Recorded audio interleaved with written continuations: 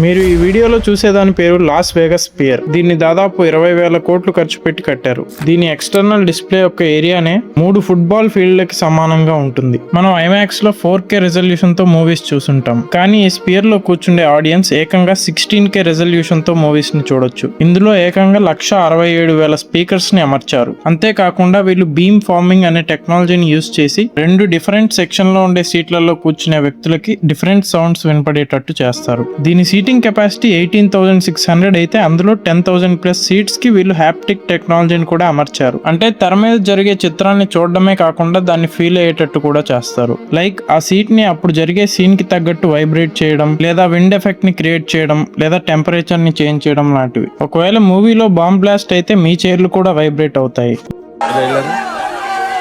ఈ బాంబులు ఏమంటే నాకు భయం నీకు తెలుసు కదా. ఈ స్పియర్ యొక్క హైట్ 360 ఫీట్లు ఉంటుంది. అంటే దీని లోపల స్టాచ్యూ ఆఫ్ లిబర్టీని పెట్టినా కూడా ఇంకా స్థానం మిగులుతుంది. ఈ స్పియర్ మీద మీ ఒపీనియన్ ఏంటో కమెంట్ చేయండి. మీకు మా వీడియో నచ్చితే సబ్స్క్రైబ్ చేయండి.